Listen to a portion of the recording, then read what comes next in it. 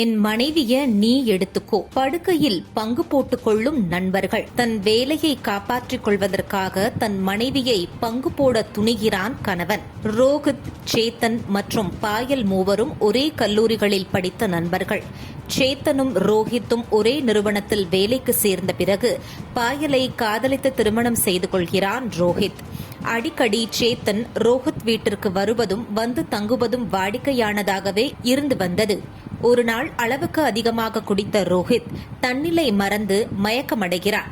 அப்பொழுது பாயலை தனியாக பார்க்கும் சேத்தன், ஒரு 2 பெக்குக்கு கூட தாங்க மாட்டேங்கிறான், இவனையெல்லாம் எப்படி நீ கட்டிக்கொண்டு சமாளிக்கிறாய் என்று கேட்க மௌனமாகவே இருக்கிறாள் பாயல். வாழ்க்கையில் எதுவுமே செய்யாத அவன் ஒரு முட்டாள் என்றும், அவனை போய் திருமணம் செய்து கொண்டு உன் வாழ்க்கையையே வீணடித்திருக்கிறாயே என்றும் மேலும் அவளை காயப்படுத்த பொறுத்திருந்த பாயல் சந்தர்ப்பத்தை பயன்படுத்தி அவனை பற்றி இழிவாக பேசி என்னை அடைய நினைக்கிறாயா என்று கேள்வி கேட்கிறான். நான் ஏன் சந்தர்ப்பத்தை பயன்படுத்த வேண்டும்? இந்த சந்தர்ப்பத்தையே உன் கணவன்தான் எனக்கு உருவாக்கி தந்தான் என்று கூறி அதிர்ச்சியளிக்கிறான் சேத்தன்.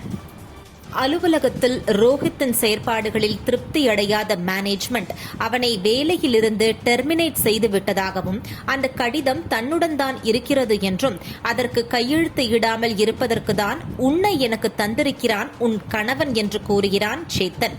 அதை நம்ப மறுக்கும் பாயல், கல்லூரியில் இருந்தே நீ என்னை பார்க்கும் விதம் எனக்கு தெரியும், ரோஹித் என்னை திருமணம் செய்ததால் நீ பொய் கூறுகிறாய் என்று கூற அவளிடம் டெர்மினேஷன் லெட்டரை காட்டுகிறான் சேத்தன். பரவாயில்லை, அவனுக்கு வேலை போய்விட்டாலும் அவன் என் கணவன், அவனை நான் எதற்காகவும் விட்டுக் கொடுக்க முடியாது என்கிறாள் பாயல். அவன் குடித்திருப்பதை சாதகமாக்கி மறுபடியும் என்னை அடைய நினைக்க வேண்டும் என்று நினைக்காதே என்று அவள் கூற, அவன் நிஜமாகவே குடிக்கவில்லை, குடித்தது போல் நடிக்கிறான் என்று மேலும் அதிர்ச்சிகரமாக கூறினான் சேத்தன். உடனே வெளியே வந்து அதை உறுதியும் செய்து கொள்கிறாள் பாயல். அவன் மயக்கமும் அடையவில்லை என்பதை பார்த்த பிறகு ஏன் இப்படி செய்தாய் என்று அவனிடம் கேள்வி கேட்க, என் வேலையை காப்பாற்ற வேறு வழி தெரியவில்லை என்று கூறுகிறான். இப்பவும் நான் ஒரு வாய்ப்பு தருகிறேன், இவளுடன் ஒன்றாக இருந்து என் டெர்மினேஷன் லெட்டரை கையெழுத்து போடாமல் ரிஜெக்ட் செய்துவிடு என்று மறுபடியும் கூறுகிறான் ரோஹித். இதற்கு மறுப்பு தெரிவித்த சேத்தன், சரி, உன் பழைய காதலையே நான் உனக்கு தந்திருக்கிறேன், ஆனால் அதற்கெல்லாம் மறுப்பு தெரிவித்து என் வேலையை நீ காலி செய்ய நினைத்தால் பரவாயில்லை.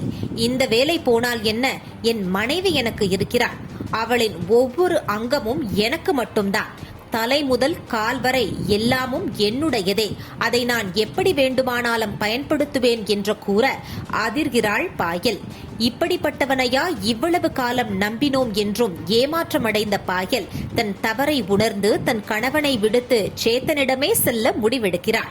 நீ எப்படி இருந்தாலும் பரவாயில்லை என்று நீ செய்வதையெல்லாம் தாங்கிக் கொண்டிருந்தேன், ஆனால் நீ என்னையே மற்றவர்களுக்கு எப்படி விற்க துணிந்தாயோ அப்பொழுது நீ எனக்கு தேவையில்லை என்று அவன் அணிவித்த மோதிரத்தை அவனுக்கே திருப்பி கொடுத்துவிட்டு சேத்தனுடன் அந்த வீட்டை விட்டு வெளியேறுகிறாள் பாயல்.